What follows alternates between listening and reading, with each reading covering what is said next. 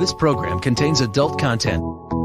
Is there a God? Big atheist. Really? What, am I an idiot? Come on. That yes, it would be nice if you could throw your sins and your responsibilities on someone else. But it's not true.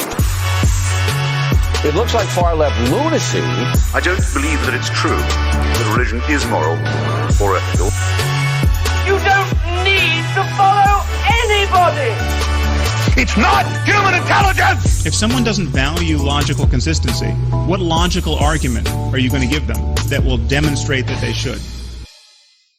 Hello and welcome to the Godless Rebelution. Today is Monday, December 13th. This is episode 362. My name is Dan Ellis, and I'm joined...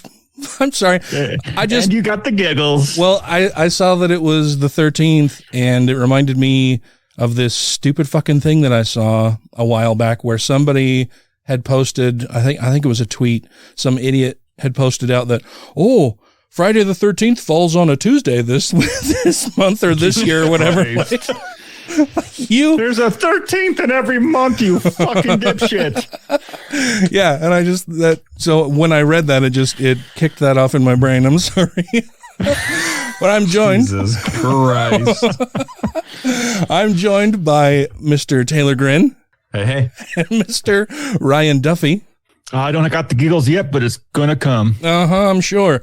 What is new with you guys? Let's go with Ryan first this time.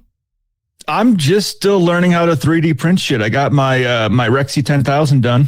So you're making a bunch of little poop emoticon type things? I haven't done that yet. I should put that in the bathroom. Printing shit. Yeah. 3D printing shit. Yeah. So I took my Rexy and I made a mount for him and put him in the bar because I figured everybody needs a mount of an animal in their bar. So I got a T-Rex. Nice. You got a T-Rex. You've got a Terminator T-Rex mounted on the wall. Yeah. I'll have to think of some fancy hunting story about it. Nice. And what about you, Mr. Grin? Well, a couple of weeks ago, I was a little hungover, and I went to pick up my bottle of Pedialyte, and I thought the cap was screwed on, and it was not. Mm-hmm. And so I just soaked my keyboard with Pedialyte.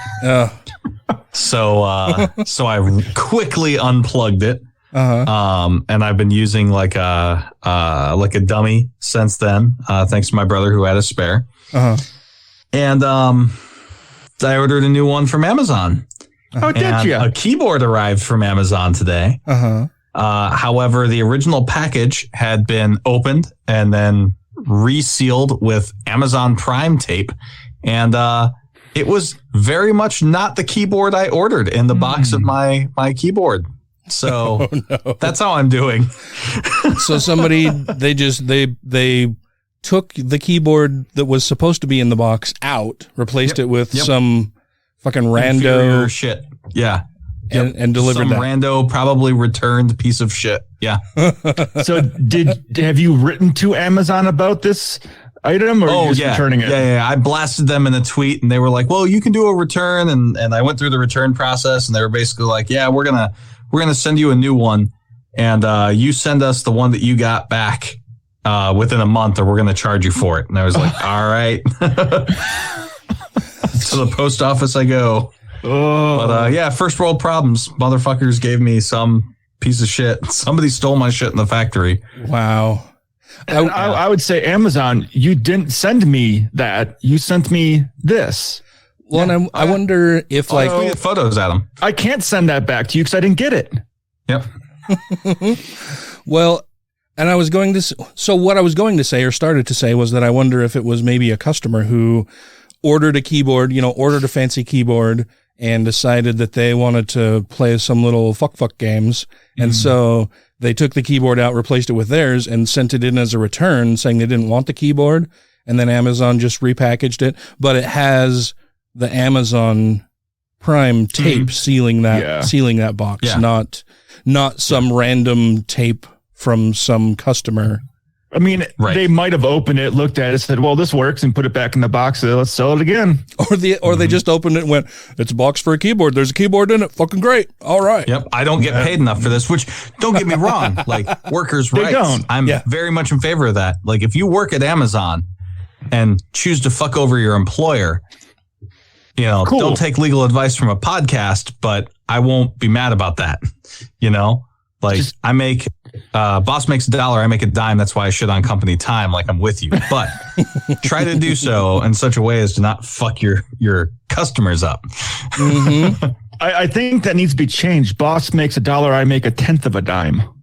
Yeah. Or a penny. I just kind of keep dime in it because then it rhymes with time. 1,000th of a dime. Yeah. Fun. Yeah. Work in progress. Awesome. So I have just been working and cleaning carpets. I mentioned in the last episode that I got a new carpet cleaner. It's fucking awesome. Yeah. Are you cleaning carpets that don't even need to be cleaned? I'm basically just trying to clean every carpet in the house so that, I've got this clean slate or clean carpet slate kind of thing going on. And also because it's just kind of fun. I kind of enjoy doing it. When your only tool is a carpet cleaner, every carpet looks dirty. I get it. But cleaning carpets makes me feel dirty because you see the water. It's like, oh, I didn't know it was that bad. Oh, like, holy why is the shit. Water? Oh, that water looks horrible. Dude. Oh no. Yeah, the main. That's how they get you on the foot cleanses. Yeah, the main hallway upstairs, I did twice. And even the second time, the water was just fucking gross being extracted out of the carpet. And that's kind of just a problem with carpeting in general is that it's a dirt magnet. You can't ever get everything out of it. And it points to one of the things that fucking carpet salesmen will do. They come in and they're like, oh, when's the last time you vacuumed your house? Or let's have you vacuum your house now with the vacuum you have. And then I'll vacuum it with my vacuum. So you vacuum your flooring and you bring up a bunch of stuff and okay, great. You've just vacuumed. Well, now I'll break out my vacuum and show you what it does. And they pull up just as much stuff as you did when you just vacuumed. You would do the same fucking thing mine as well. Yeah. You would, had you gone over it with your vacuum again, you would have pulled up just the same amount of shit. Mm-hmm. It's one of those. That's why I prefer hardwood floors. Better in general. Yeah. Their hardwood floors are great. They're just, it's a little bit more work sometimes. Like the audio first is a problem because everything becomes much more bouncy with all of the echoes and everything. Then it also makes the house a little bit colder. Carpeting. Oh, I like that. I don't mind that at all. Yeah, exactly. I'm like, this sounds like a plus. That's a positive. Yeah. Yeah. There's trade-offs. And I think, it's good to have a mix of different flooring throughout the house. Yeah. I mean, I would rather do just all hardwood floor and then put rugs down where I need to, because then it's just in my control and they're easier to clean. Mm-hmm. Oh, for sure. Yeah. And, I've put in carpeting and not hardwood floors, but, laminate flooring, not the nice wood stuff you can get at like Costco or Home Depot or wherever. That is the new kind of laminate flooring that is very nice and easy to use. Also, we did get somebody out here to give us an estimate for repairs for flooding in the basement and in the bathroom upstairs. And just heard back from them today that they can send out a crew to start work in 2 days on Wednesday. So I'm really fucking excited about that. I'm just over the moon happy about it because I thought for sure that I would just have this exposed, concrete floor in the basement for a long time. And I've lived with that god awful fucking wallpaper in that upstairs bathroom. You've seen it, Taylor. I know. Well, I've seen the photos of it. Yeah, it's bad. I feel like we need to get with Phil Ferguson and create like a atheist podcast network of home improvement segments. Yeah, we can go over home improvement stuff and car issues. Solar panels in kitchen and we do have a bunch of stuff going on. The main topic that we'll be talking about tonight is marriage. Oh yeah. To do it or not to do it and why. And I don't know if I can commit to that segment. We'll do that when we get back from the other side of this little break. Told you I'd get the giggles. This is New Name Noah, and you're listening to the Godless Rebelution. I'll tell you what I do like about Christmas, though. I like Jesus as a baby. He was cute, you know what I mean? He's all right. He's better than when you see him as an adult, he's got that really long face. Yeah. He's always got this really long, hollow face, like a dagger, which used to terrify me as a kid because he looked like a photo-fit picture of a child murderer. It's a really nasty piece of work. So I feel a lot safer with him in the manger because he can't get out of it by himself, you know. And if he did, he'd be small enough to pick up and drop kick. They dealt with him in the end, though. I mean, famously, the Romans sorted it out. Yeah. They put an end to the threat. You got to do something before he turns you into a frog or whatever it was he used to do. I can't remember. Thank you to everybody who has rated the show on iTunes and Stitcher and are following us on YouTube, Twitter, and Facebook. And to all our Patreon patrons, you make the show possible. All right, so welcome back, everybody. We have talked about in our last couple episodes the fact that I proposed to Tracy and that she accepted my proposal. Excuse me. And because of that, I got an email from one of our listeners, friend of the show, author, all-around great guy, Mr. Steve Cuno. He sent me an email to my personal email address. We exchange messages every now and then. And his message reads, "Yo, Dan," which is fun for a person of Steve's age. I love you, Steve. It starts out with, "Yo, Dan, I have a suggested topic for you. It's even timely in your case. The topic, why do atheists marry? This is an honest question that I have had for some time. The few times that I have put it to betrothed atheists, I have gotten a shrug and either because or I don't care, but it matters to my partner. In no way do I wish to cast aspersions upon you and Tracy or your wonderful news. I'm actually pretty danged excited for you two. No fair turning the tables and asking me why I'm actually pretty danged excited for you two. Legal marriage is a contract between a couple and the state. Certain benefits follow, such as tax advantages, inheritance benefits, access to a hospitalized partner, the ability to add a partner to a health plan, and so forth. But somehow I bet those aren't the real motivators. I have yet to hear of anyone getting on bended knee and saying, "Will you spend the rest of your life filing joint tax returns with me?" His message continues and says, "I can see why a couple that wants to set up housekeeping together might want to execute a contract. I can see the emotional value in formalizing the commitment, but instead of executing a contract with the state, why not execute one with each other? If the couple wishes, they can add a ceremony while they're at it. Well, why? Cheers, Steve."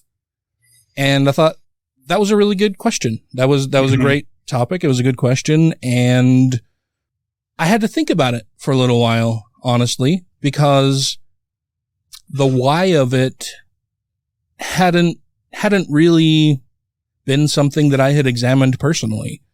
I mean, I had thought about a lot of the different reasons why, but I hadn't made a concerted effort to think about those reasons and why I was doing what I was doing. And I think a lot of that was tied to emotion, of course, and it being our 10th anniversary and wanting to make a grand gesture, I think was all part of that.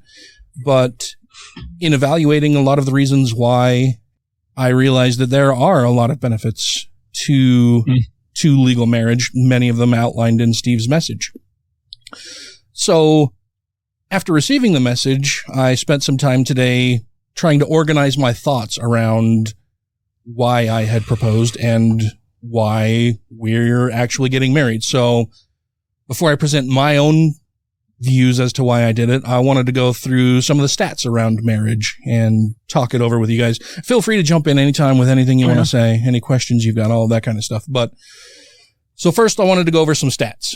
So currently marriage rates in the U.S. have fallen from around 80% in 1950 to under 50%, roughly 49% in 2020. And that is pissing off the religious right. And that's a huge drop. I mean, over 70 years, that's a 30% decline in marriage rates here in the United States. Additionally, 15% of U.S. adults living alone, and more than a quarter of people between the ages of 25 and 34 are living with an unmarried partner. So 15% of all U.S. adults are just living by themselves. And then, roughly 26% of the people between 25 and 34 are living with a partner, but they aren't married. And Tracy and I have aged out of that group, but we weren't too far outside that group when we first got together. Another fact is that half of Americans 18 years or older were married in 2017. And that's down 8 percentage points since 1990 even. I still think it's crazy that half of 18-year-olds were married. Yeah. Yeah, that is kind of fucking crazy. And half will be divorced at some point. Well, and I'm sure in Utah that number is a bit higher. Well, maybe not, because missionaries, they got to wait until they get back from their mission. Yeah, that's true. But according to what were you going to say? Half of people are women, so they Dear John their boyfriend once he goes on the mission and marry a returned missionary, and they're good to go. Yeah, that's true. And didn't think about that. And according to a 2019 poll from the Pew Research Center, 23% of married people cited legal rights and benefits as the reason they chose to marry. So I thought that was kind of interesting, because you've got less than half of the population who are in an active legal marriage right now, and a quarter of those people did it not just for, but as one of the primary motivators being the legal rights and benefits that come with marriage. Because when I've thought about marriage, it's like the only thing that changes is our legal rights. Like, there's no like special magical thing that happens once you're married. Like, no, it's our relationship is still the same. God smiles down on you, Ryan. That's the special magic thing that happens. No, now God no longer watches you in the bedroom.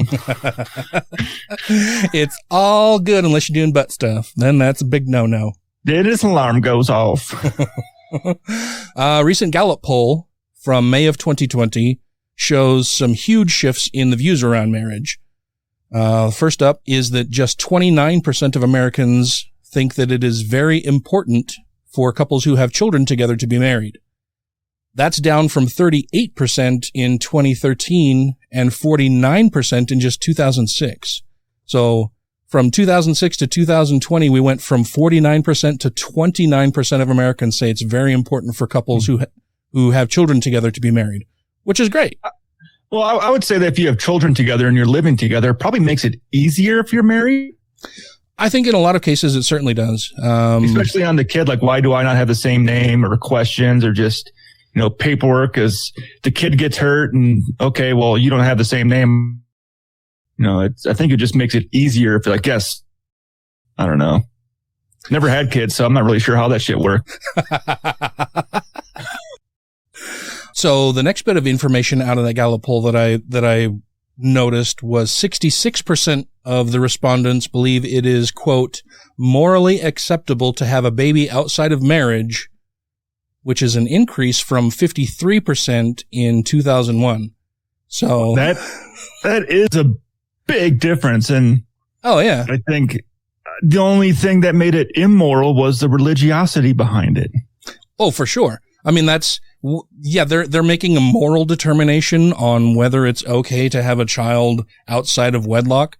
That is strictly a religious view, right? I can't think of any secular purpose or view that is served by that notion, right? By the idea that it's a moral imperative that you be married in order to have a child with somebody. Yeah.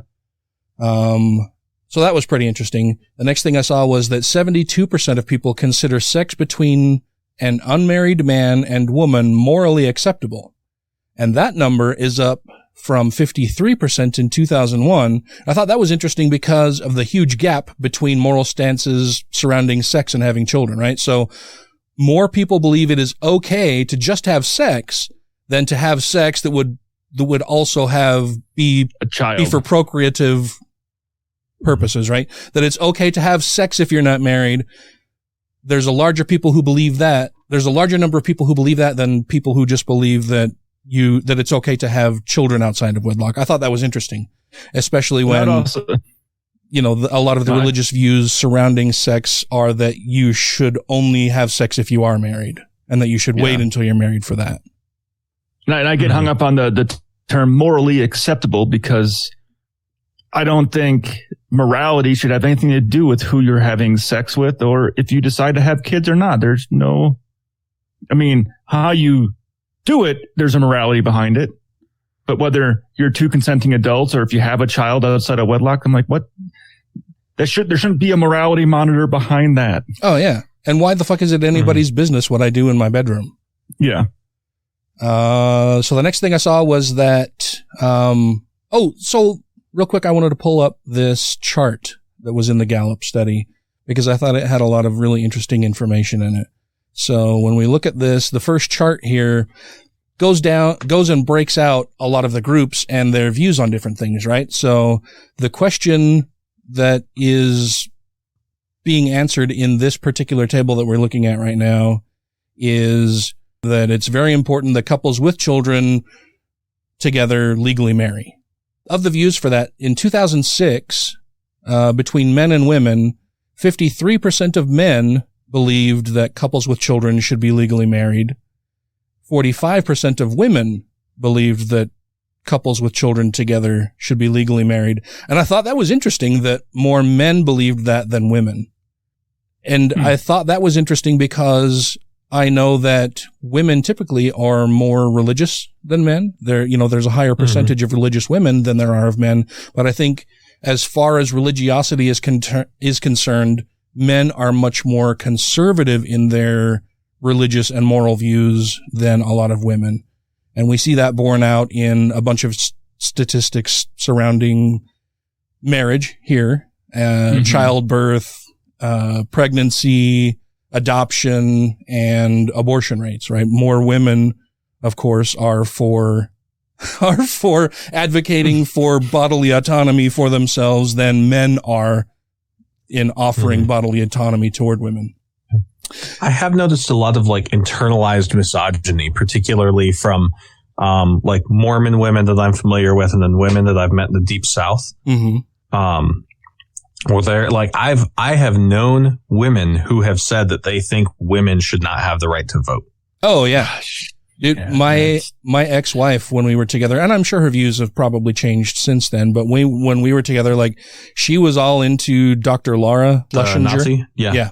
Yeah, she was, reading a bunch of her stuff and listening to her talk on radio programs and shit, and thought she was just awesome and brilliant and had this wonderful advice toward marriage. And then we got divorced because I caught her fucking my best friend. So that's kind of interesting. But so from 2006, when that number was 53% of men, 45% for women, that shifted to 29% for men and 28% for women. So a huge drop in the number of men versus women. And now they're only a point apart between them. Yeah. So I thought that was pretty interesting. It was also interesting seeing some of the age breakout ranges.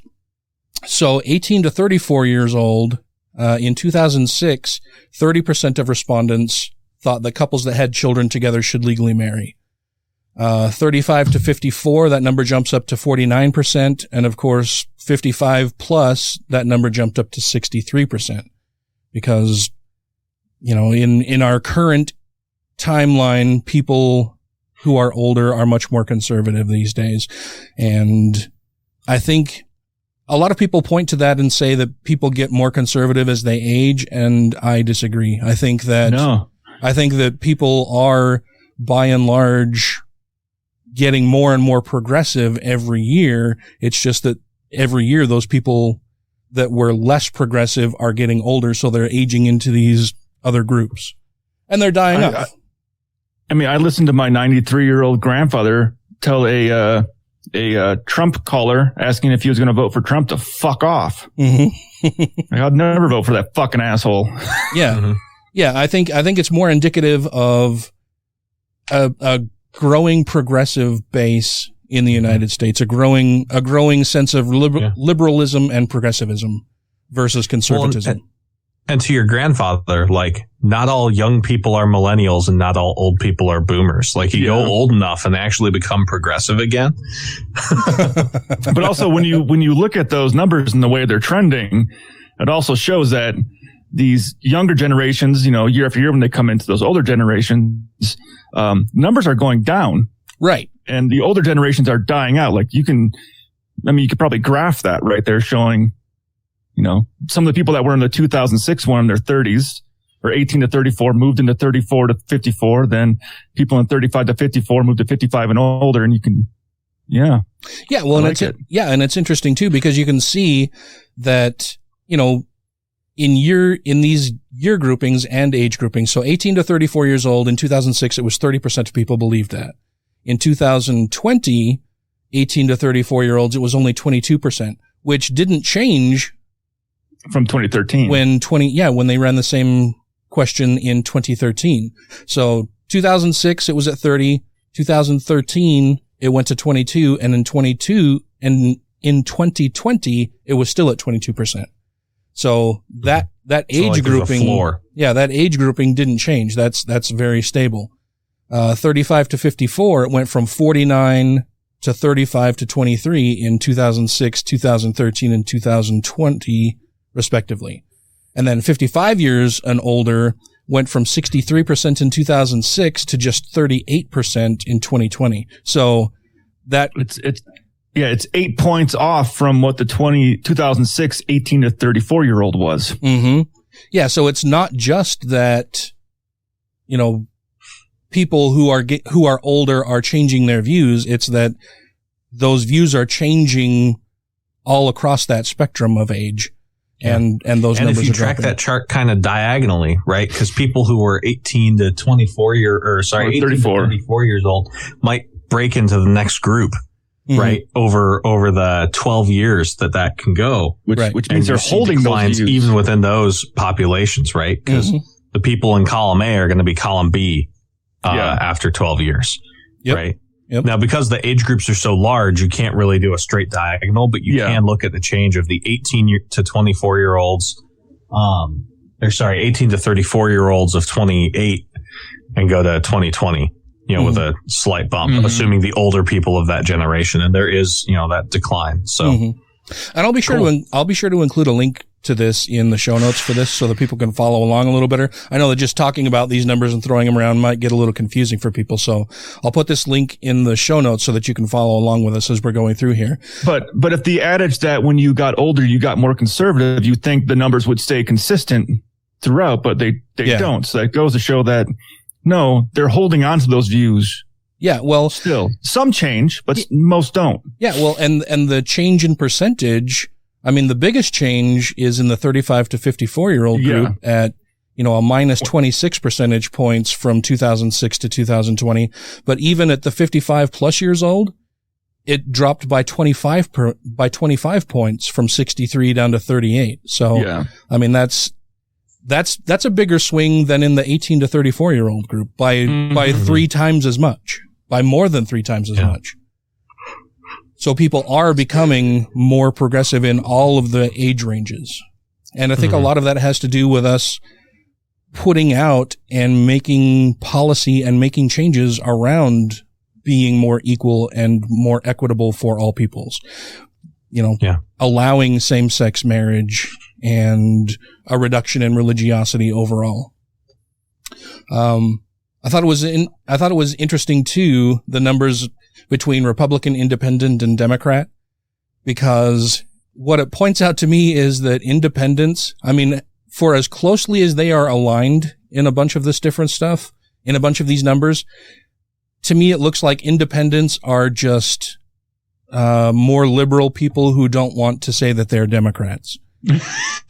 because these numbers don't, the numbers for independents and Democrats are much more closely aligned than they are for independents and Republicans. So if we look at this, Republicans in 2006 said that 62% of the respondents said that couples with children should legally marry. Independents were at 42% and Democrats were at 42%. And in 2020, that Republican number went from 62% down to 36%, which was a drop in 26% for even Republicans, which I found encouraging. Independents, it dropped by 13 points to 29% from 42, and Democrats, it dropped by 24 points from 42 to 18. So Democrats are clearly the most progressive and liberal in their views, but they're still much more closely aligned with independents, at least in 2006 and 2013. I wonder if 2016 made a difference in the people that identified as independent. I think it probably did. Not drop as much. Yeah. Yeah, I think it probably did. And I think a lot of people I think there were a couple different things that probably happened there, right? That independents didn't identify as Democrats as much, but more Republicans didn't identify as Republicans anymore. They moved into the independent column. Yeah. Yeah, there were a lot of, a lot does some work there, but there were quite a few Republicans who became independent, especially at the policy level. Oh, yeah. Because, like I said, in 2006, the numbers between independents and Democrats, they were both at 42. In 2013, independents were 35 and 13. And then 2020 rolls around and independents are at 29 and Democrats are 18. And Republicans drop from 49 down to 36, which is a huge swing. And so to me, the clear indicator there is that more Republicans switch to identify as independents. Yeah. That's what I'm thinking. Yeah. And I thought that was really interesting. Okay. Well, what were you going to say? I don't want to belabor the point, but I would almost argue that if the more moderate people in the Republican Party were fleeing the Republicans and becoming independent, that number would have gone up in the self-declared Republicans because they would have purity tested the more moderate people out, driving up the percentage. Yes. I'd have to think about that for a second. So say that again, that people leaving the Republican Party would be more monolithic in their views. Yeah, so this gets into... Oh, I get what you're saying. Yeah, that there's number... something wrong for them called the evaporative cooling of beliefs. And the idea is that as an organization engages in purity testing, they push away people with more moderate views because they've got a higher escape velocity, essentially. And so over time, the views of the group will become more and more concentrated and extreme, right? And in whatever polarity direction on the spectrum that they, argue in favor of, because they push people with dissenting views away. And so my argument is that if the Republicans, if progressives were fleeing the Republican category into the independent category between 2013 and 2020, which we know that they were, then we would actually see an increase in people believing that marriage was the appropriate way for people to orient themselves, because we would be getting a higher concentration of evangelicals in the Republican category as more moderate people left the Republican category. But since that didn't happen, I'm making the assessment that it's more likely that even amongst those more devout Republicans, they moderated their belief with regard to marriage over time. Yeah. I think that's a fantastic point to make. Yeah, I appreciate you bringing that up. And it too indicates to me that a lot of the people in the who identify as Republicans from 2006 to 2020, that number dropping from 62 down to 36, that I wonder how much of that has to do with evangelicalism as a whole and people within the Republican Party who may have been evangelical, seeing the harms that are coming from the evangelical wing of republicanism and conservatism and rejecting that independent of their Republican views. Does that make sense? So that they may no longer hold as tight to those evangelical views as they do to their core republicanism. Yeah. I get what you're putting down. So maybe their political views are more important than their religious views. And I think we see that being borne out in a lot of different areas, right? Yeah. Well, so okay, there's two directions that each of them honestly are like merit their own show. First of all, right, GOP stands for not grand old party, but gaslight, obstruct, and project. Sure. And if you look back to the rhetoric that talk show hosts were making about what they called Islamofascism back in the turn of the 21st century, they were making the argument that there are elements of Islam which, if taken seriously, are indistinguishable from a political platform. That is to say that there was no separation between religion and politics. And as we look at like Christian nationalism, we see that that's exactly their stance, that they believe that Christianity ought to be the basis by which they found their politics. So, my light pushback would be, I don't think we can draw a distinction between their religion and politics. I think the two are meshing, right? Especially with all of the articles that were written about how the number one predictor of somebody being a Trump voter was that they were an evangelical Christian. And then like kind of buttressing that, but its own thing was an article I read, I want to say from The Atlantic, but I could be wrong, in the last like 6 to 8 months, where they argued that one of the big reasons why, messaging to try and get conservatives to get the COVID vaccine isn't working is because even though you've got like national scale social proof appealing to their patriotism to like help their fellow citizen, they only really care about their like, I can never think of the actual fucking name of this, but it's their monkey sphere, right? Like they're 200, 250 or so people that they can actually keep in their social context. Their little in-group people. Yeah. What's that? Oh, their little in-group. Yeah, there's a sociological term for it. I can't remember the name of the term either, but it's basically where you can keep track of roughly 400 individuals in your social circle. Yeah, Dunbar's number. I always forget it. But yeah, so like they only really care about that Dunbar's number worth of people. And if those people have like a strict social enforcement of whatever their like norms are, and mores, and if those are influenced by like conservative talk show hosts and Fox News, then they will stand more pressure from their peers, to the point where in this article, they talked about how people would like go to the next county over and wear a disguise to get the COVID test and then go home and lie about having not gotten it. Yeah.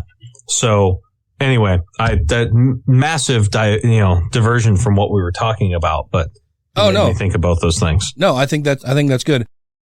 This is Nick Fish, president of American Atheists. You can learn more about our work at www.atheists.org, and you're listening to the Godless Rebelution. You've got to say, though, even though this is a brilliant record, you still come away from it hating him, because it's that bit where he goes on about her feminine ways, right? Now, aside from the fact that he pronounces it wrong, which is annoying, by feminine or feminine, he seems to mean the occult. Yes. Which is, coming from this supposedly sexless Christian nut, This is the thing, isn't it? He's a fucking damaged lunatic. Like all religious people who don't have to be religious. Yeah. Right. Like if you're 86 and wobbling, or if you've been terribly unfortunate in some way, I can kind of understand it, right? But Cliff was a young, good-looking, successful guy. Yeah. So you know that he's a nut, right? Because it makes him seem so untrustworthy that he found religion at that point in his life, And so, of course, here he is now, directly equating femininity and the forces of darkness, like all his monotheistic mates, right? It's like he looks between a woman's legs and he just sees a pentagram. It's fucking typical.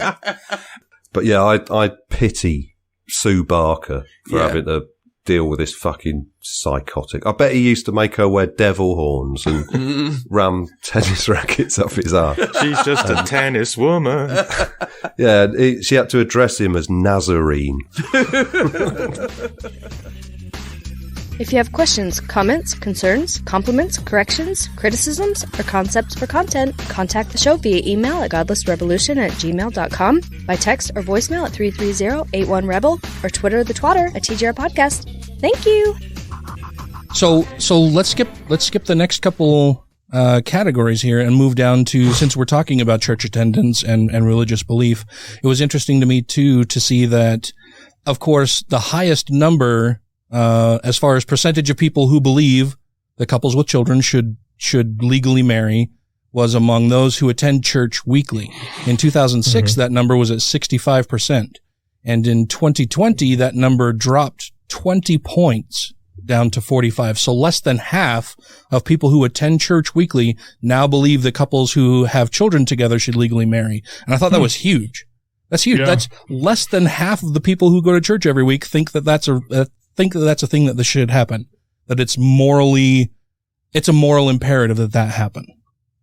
And it was also interesting for me to see that the number with the smallest amount of change in it was those who seldom or never attend church. In 2006, only 32% of them thought that couples with children should be legally married. And that number went down to 19%. Still, of course, the lowest number out of the three categories here. But the change between 2006 and 2020 was only a 13% drop versus 20% for those who attend weekly and 26% for those, or 26 percentage points for those who go to church monthly. So it was interesting. Well, and it was that was just interesting to me. Go ahead. I was going to say, and that kind of interests me with the attend monthly crowd. They show the highest delta.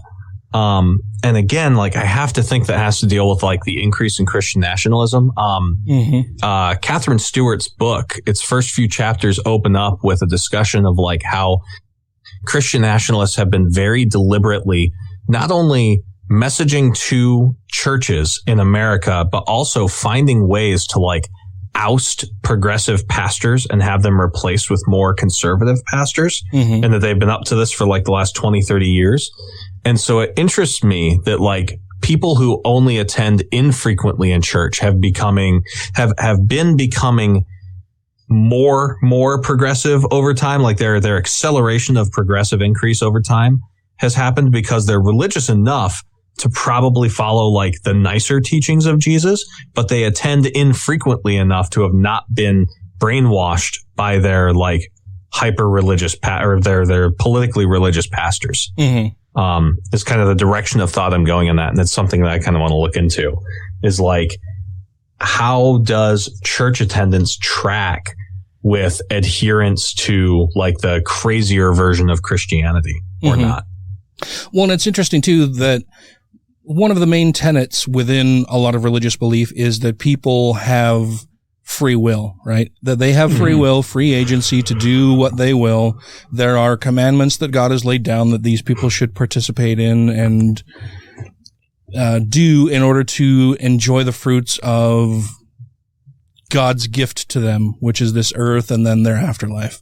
And so it's interesting to me to see that even in 2020, though the numbers have fallen from 65% down to 45% of respondents for those who attend church weekly, the number between those who attend church weekly at 45% and those who seldom or never attend at 19%, that's a huge gulf. That's a 26 percentage point swing, and it is a clear indicator that this is just a moral issue for people who are religiously conservative.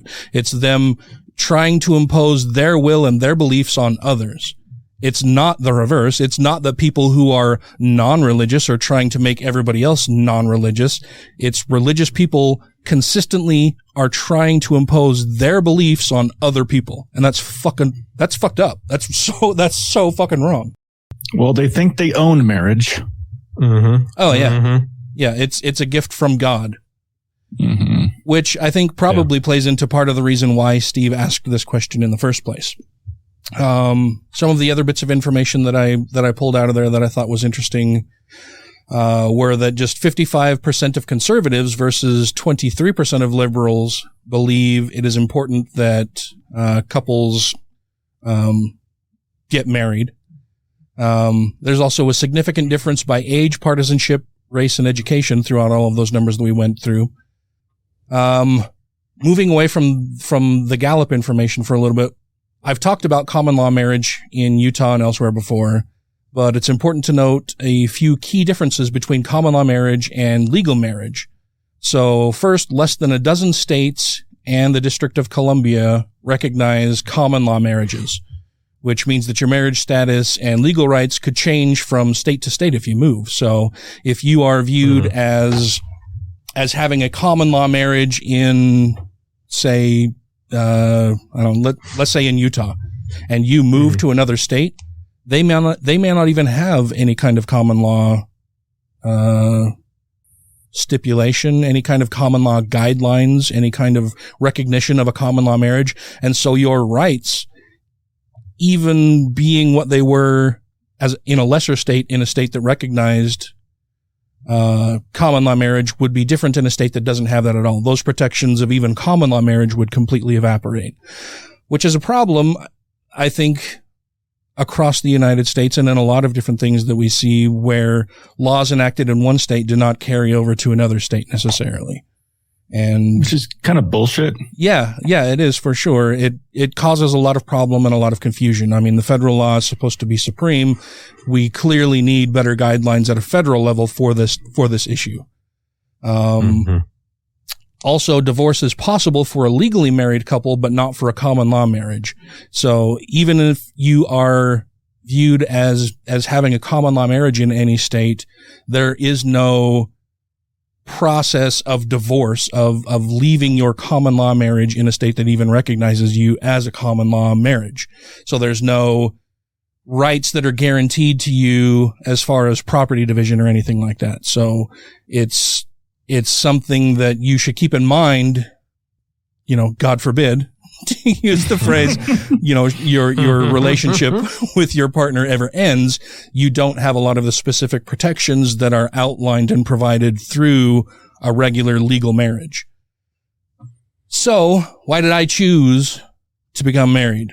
Like I said, I didn't thoroughly examine it. I had a bunch of disparate thoughts that had crossed my mind at one point or another before I actually popped the question. But now, having gone through and sat and read a bunch of material about the different protections afforded to it, these aren't necessarily the reasons why. The reason why I did it personally was because it's easier. So in Steve's message, he said that, we could have just created a contract with each other and done that.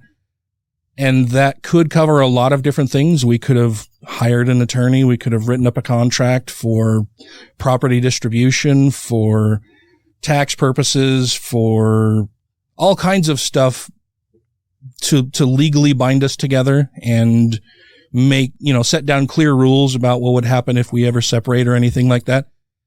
The problem with doing that is that you don't know what you don't know, and you don't have all of the same rights that are afforded through legal marriage. I can write down in a contract that if I'm injured and I end up in a hospital, Tracy has rights over decisions regarding my life and welfare while I'm in the hospital and unable to make those decisions.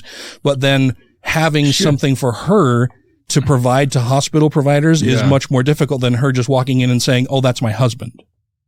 And you might have to bring a lawyer into it and be like, "Hey, here's our lawyer. Here's the legal stuff. Blah, blah, blah, blah, blah." Yeah. In the end, for me, it was that it's been 10 years that we've been together. I mean, we're basically viewed as a married couple. This sets things down with a legal framework that offer her and me a lot more protections should anything happen to either of us, or should we choose to dissolve our relationship. I don't see that will happen, but if it does, then we're both better protected if we're legally married. And if something were to happen to either of us, we both have a lot better protections because we're legally married. And in addition to just that, in addition to it just being easier, some of the things that I found while researching this a little bit more were, as I mentioned, hospital visitation rights. And a lot of these Steve also outlined in his initial message. But you get hospital visitation rights, caregiver decisions, property and inheritance rights. That is a big deal as far as I'm concerned, because I've got quite a bit of money saved up in my 401k and other investments and stuff like that wouldn't just naturally and legally transfer to her through a common law marriage or whatever we've got together before we lay down even a separate legal contract for any of it. This, getting legally married just provides so many built-in protections that it's the natural choice. And I get that a lot of people would say, well, I don't want to do it because of reasons. Before marriage equality, before same-sex couples were able to marry, I had made the decision and discussed it with Tracy that, if we ever did decide to get married, we wouldn't do it until same-sex marriage was legal across all 50 states. Now that it is, that wasn't a concern for us, but even then I wanted to make sure that I'm not recognizing or realizing any special privileges that aren't afforded to everybody else. But now that they are, it's just so much easier than having to draw up a separate contract for a lot of this stuff. In addition, yeah, well, it's like if I died at work this week, does Sarah get to keep living in this house? Sure. Is her name on the mortgage? She doesn't. She's not on the mortgage. I'm on the mortgage. I'm the one that owns the house. Mm-hmm. So. Yeah, it makes things that much more difficult, right? And you could have a contract drawn up stating all of these things, but then you have to think about all kinds of little things like that. Yeah.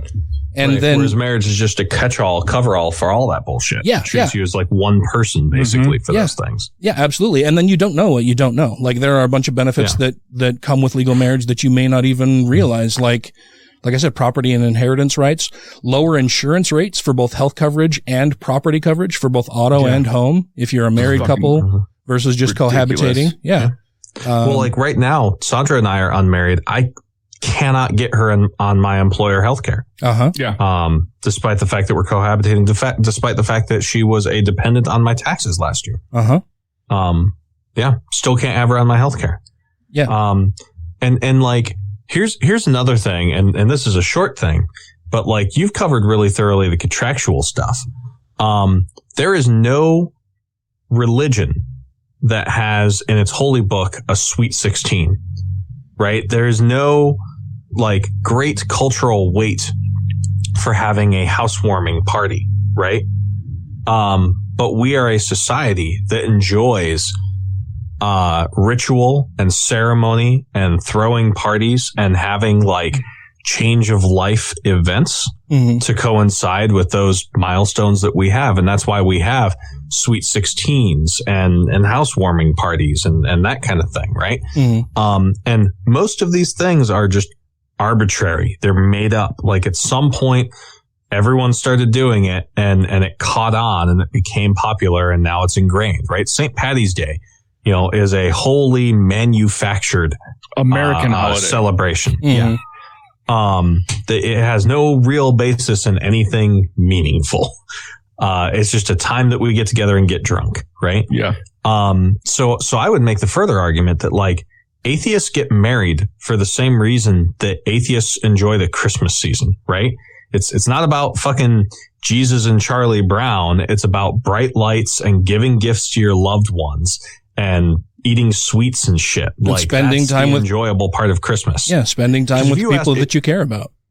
Yeah. If you asked a Christian child, if they could keep all of the manger and church services and shit on one hand and all of the lights and decorations and presents and candies in the other hand, you said to that Christian child, hey, which of these two do you want to keep? Pick one. I know what the answer is going to be, right? That's the thing that they value. And then the same thing, out of a wedding, right? There is the contractual stuff and that's the more important stuff, right? But humans are always going to want to have a celebration of that. They're going to want to get their family together and say, hey, this is my person, right? Here, everyone meet this person, right? Because we don't know when we're all going to be together in the same place again. This is my human, right? And that's not going to go away just because you left religion. They're just going to find a new way to express that. Oh, yeah. And I think that's worth noting too, right? Aside from the contract and the statistics and all that jazz, humans love ceremony and religion doesn't own it. Yeah. Yeah. We value ceremony and rituals to the point that, like you said, a lot of atheists still celebrate all kinds of what are quote unquote religious holidays. as a non-believer, I hid eggs for my kids on Easter. It wasn't anything to do with Jesus. It was that the Easter Bunny's coming and he's hiding eggs and it's going to be a lot of fun. Mm-hmm. Gave him presents. Yeah. We do birthdays. We still do Christmas, and we alternate between calling it Christmas and Christmas for, with FSM in the middle, or Giftmas, where you just, give each other presents, or just a holiday celebration where you spend time with friends and family because that's what you want to do. It's an excuse to spend time with the people that you care about. Mm-hmm. Yeah. Yeah. In an increasingly torturously capitalistic world where you'll fight for any time off that you can, let's have some holidays. Let's throw some time when you can get out of work. I'm a big fan of this. Let's find a reason to celebrate and get together and have some fun and take some time off. Yeah. Mm-hmm. I mean, Sarah and I will probably just go to the courthouse and you guys will find out when you find out. It's kind of funny that you should mention that, because we're talking about ritual and ceremony and everything like that. And after I proposed and everything calmed down a few days later, and we're kind of talking about it. And, I just asked, I told Tracy, so this is what I've done, and I'm sorry to do it, but I'm pushing all of the planning and everything off onto you because I'm not good at that and you excel. And this is something I know you do well, I don't do well, and it's probably something that you want a ceremony more than me. And she's like, actually, I don't. It's because she hates being the center of attention. She doesn't want to be. She doesn't like a lot of people looking at her. She doesn't want to be the star of any show. She's much happier being in the background and being productive, doing whatever to help other people. But she doesn't like public speaking. She doesn't like any kind of attention from groups of people. And it's expensive. Oh yeah, for sure. I mean, if we have any kind of ceremony, it'll be a small thing somewhere with a small collection of friends. It's not going to be that we have this giant elaborate thing anywhere, because that's not something that really appeals to either of us. So it'll still be a ritual and a ceremony of sorts, but there's not going to be much fanfare for sure. Yeah. I don't even care if Sarah takes my last name when we get married. Oh no, yeah, that's never been a thing. You want to do it, but it's probably way more fucking paperwork, so you can just keep what you got. Oh yeah. Yeah. Well, yeah, that's a whole thing. I left that up to her. I'm like, if you want to do it, that's fine. It was interesting because in talking about that, she said, well, I'm not going to change my name. I'm like, I don't expect you to. That's entirely up to you. You can if you want. I don't care either way. And it reminded me that when I went through my divorce, from my children's mother, one of the requests during the divorce was that she be able to change her last name from Ellis to whatever else. To request that? Yeah, so she had to request it, and my immediate response was, "Oh fuck yes, please." I didn't want her keeping my last name at all, and I told that to Tracy, and she's like, "Well, so you're looking at that through your eyes, but not that she's a big fan of my ex-wife or anything." She said, but on the flip side, there is a good reason for that, because you could have, let's say you started a business together and it's Ellis and Ellis, or it's Ellis whatever, and she wants to change her name, and then you've got to divest your interests in that and divide things, then that's going to make things more difficult potentially for one person or another. Or if, I can't even remember but she rattled off a bunch of different reasons why an ex-wife may want to change her name to something else or keep it the same. I've got such views on names, man. One, nobody's fucking joining ye old family farms or trying to pass along their noble estates to their firstborn son anymore. Nobody gives a shit about your last name. It doesn't not you in particular, but what I'm saying is that your heritage is not something particularly special to pass on. There are north of 8 billion people on the planet, or 7 billion people on the planet, whatever it is. You don't matter. No individual matters on this planet, right? Mm-hmm. And so just fucking hyphenate or whatever, or don't.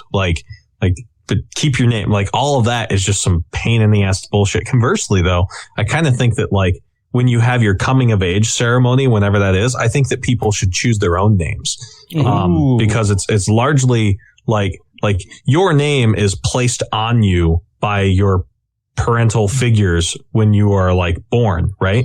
But that's not necessarily who you are. That might not match your values. Like my middle name is Michael, which is a Christian name, and I hate Christian names. Like I'm very glad that my first name is not a Christian name, because I would have changed it, you know? Yeah, but how many 18-year-olds would change your name to something like, I'm Mad Max now?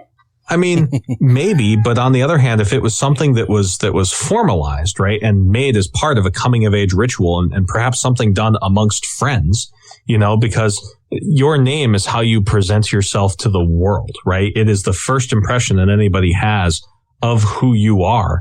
And despite their flaws in lots of places, the Malcolm Gladwell crowd, you know, has done some pretty significant research on the importance of names and how they're received on like resumes and shit like that. And so I think that, yeah, it should be up to an individual to select their name the way that they want to represent themselves to the world, on their own right. And I think that if that was normalized, it would be one, probably handled with a little bit more respect than being like Bodie McBoatface when you turn 18, right?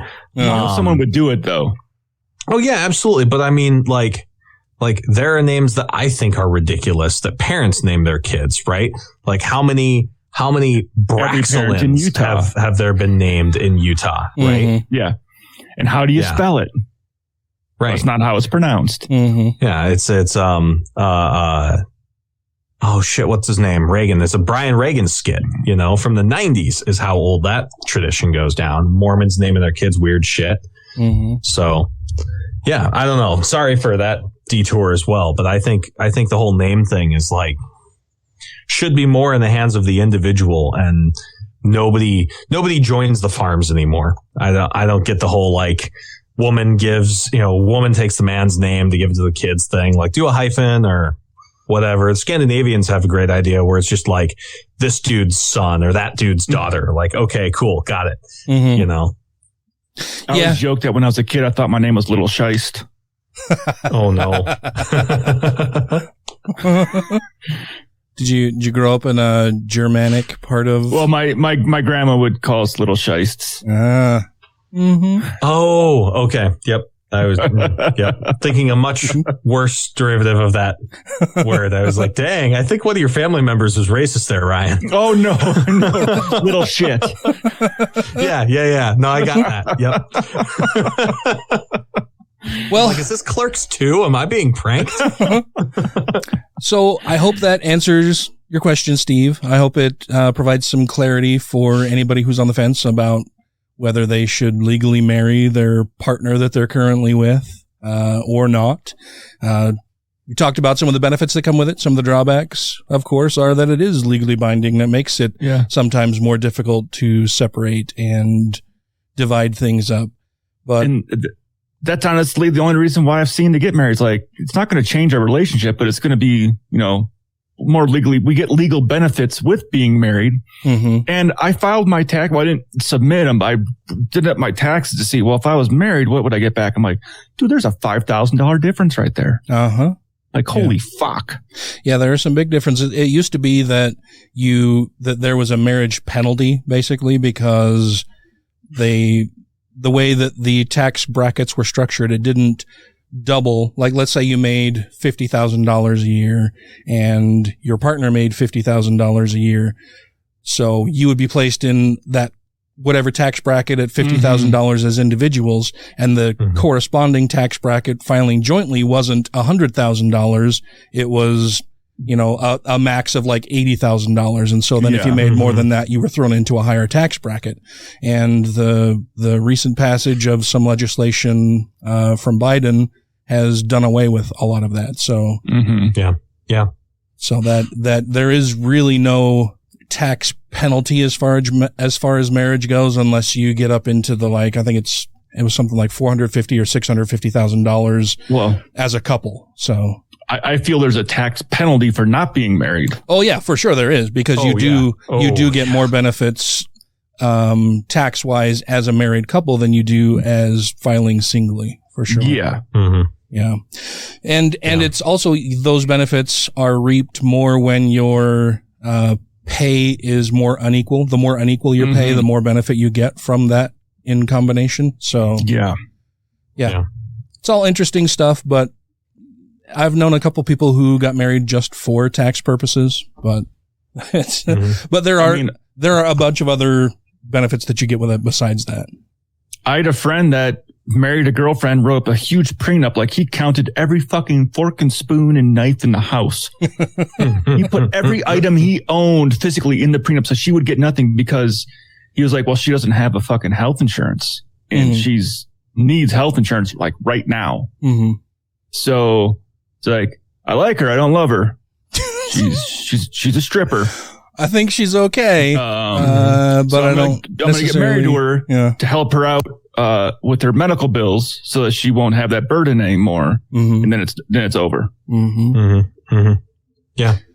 I had a friend growing up, Lucy, and she was like basically a dreamer before that was a thing. Like her family brought her here when she was like 2 years old, and she never got papers. And she ended up getting married to a guy she dated in high school, and he was abusive towards her, and she couldn't leave because that marriage was her basis for like finally getting papers, and he knew that.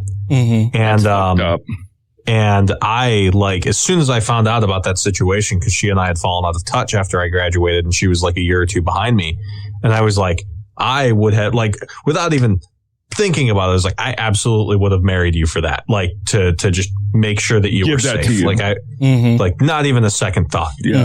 So yeah. Well, and it sucks that so many people are forced into marriages because of those types of reasons, because they need health coverage or because they want to become a citizen. Like it's the wrong reason. Yeah. That's, I mean, a legal loophole.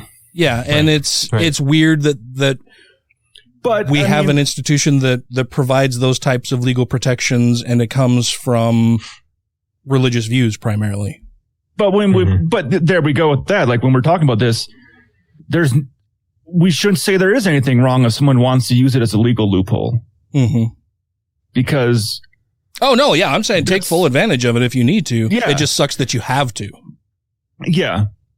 Because our system is fucked. In so many different ways. But we have run out of time for the main portion of the show. We have a video or two that we will be doing, that we'll be watching and commenting on for our Patreon patrons. And in addition to that, prior to recording the bulk of the episode, we had a pretty good discussion about pay and benefits and the serfdom that so many people are forced into and are now choosing to leave because they understand that the system is fucked.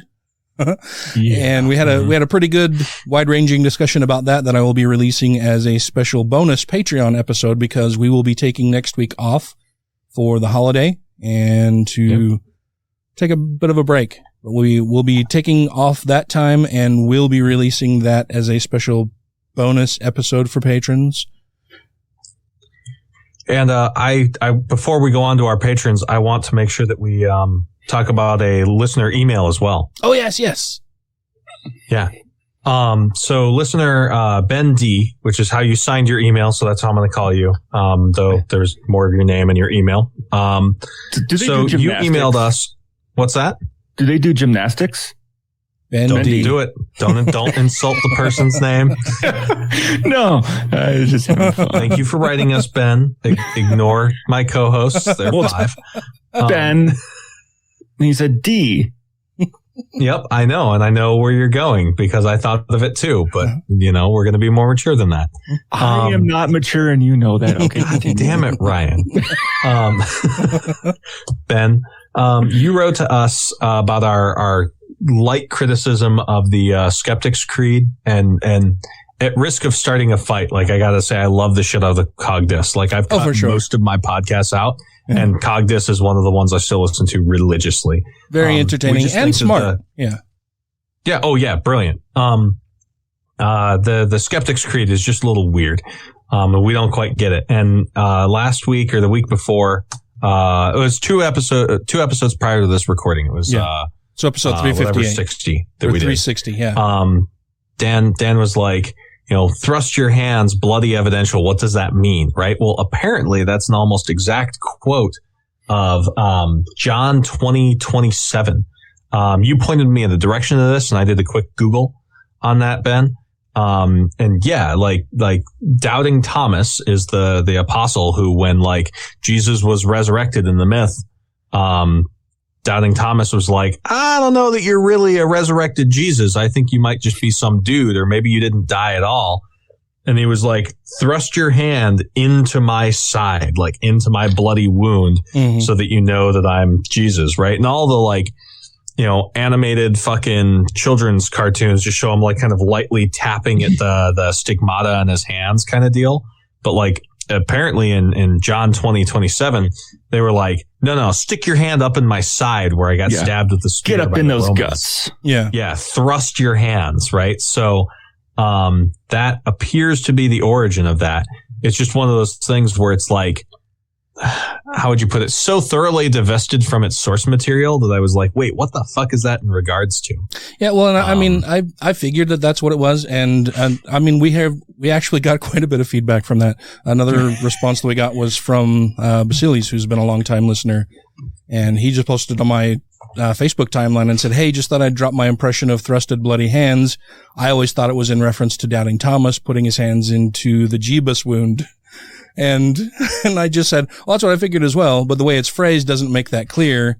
And then I said, maybe it's intentionally not clear because it's not clear if Thomas actually did it, because in the Bible, it doesn't actually say whether he did or not. And religious scholars have argued one way or the other whether he did or not. I don't think, like, it's from my impression, I don't think he did. It was just that he was offered and took even the offer as evidence that his Lord was in front of him, probably.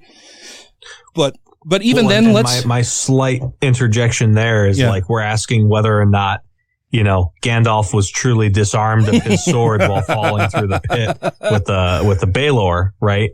Or the Balrog, rather. Yeah. Right? Because he's a fictional goddamn character. There was no historical Jesus, but sorry. Well, no. And even then, like, even if there had been a Jesus and he appeared before this person and said, put your hands in my side, that doesn't at all mean that he's the son of God. It just means that he's got a wound in his side, right? Yeah. That doesn't prove anything other than you got a fucking wound in your side, dude. So, I mean, I've gutted a few deer in my life.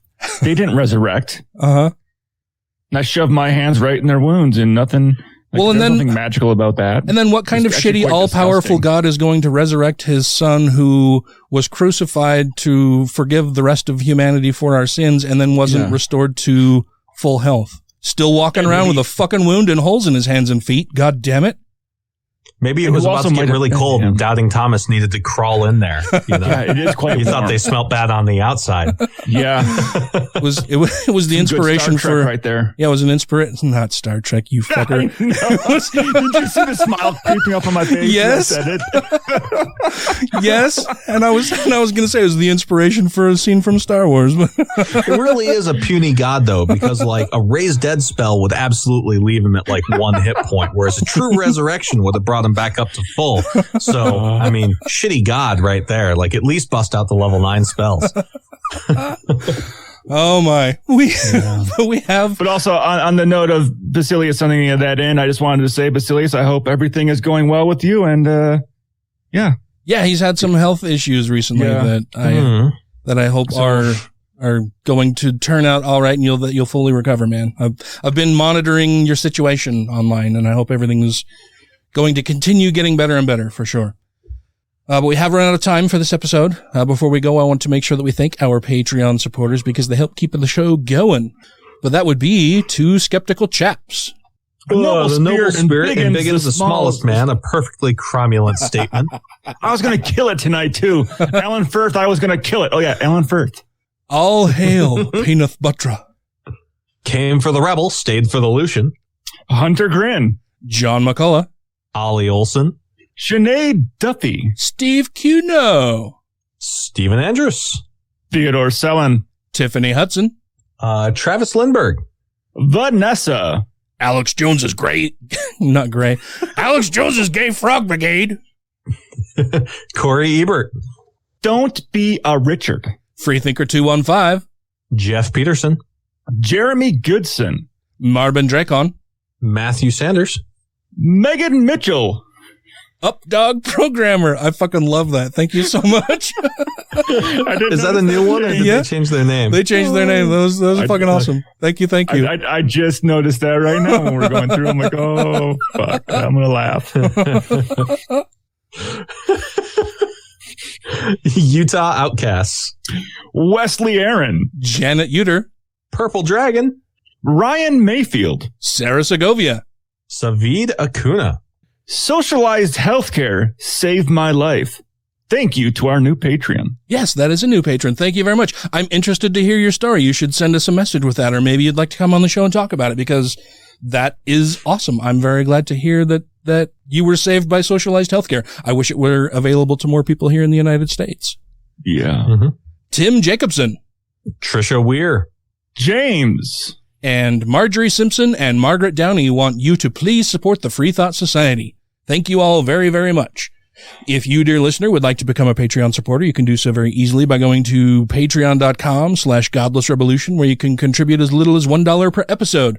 And then you get all kinds of fun stuff, like the free episode that we will be, or bonus episode that we will be releasing for Patreon patrons next week in lieu of a regular episode. So, thank you all very much. We'll be moving into the Patreon portion of the show right about now. God damn it, I wish I had been recording that. I wasn't recording. Shit. One time. This Log4j shit literally has taken up so much goddamn time since it dropped. Have you seen anything about that, Dan? Just the Updog version. Yeah. It's not going to work, Dan. It's not going to work. No, I was dealing with the Bofa version, Dan. The what version? The Bofa version. Bofa version. What's a Bofa version? Bofa D's nuts. I like those jokes. Talking about statistics about marriage, and you guys call me a nerd for calculating a dragon's gold board. I see how it is. He looks like a schlubby dad from a show that made it half a season on TBS in 1990s. No, like it's a show you've actually seen, or like he would be that kind of character. He would be, if I was in central casting, I'd be like, I need you to act opposite a woman who's way out of your league and have 2.5 kids with a laugh track. And the show will make it about 3 months on TBS and then get canceled for Everybody Loves Raymond. For the half kid, what part do they have? Upper torso or lower torso? No, it's the left side. Oh, just the left side. Oh, that's even weirder, because I thought it'd be cool just to have the lower torso walking around like something from Addams Family. I know.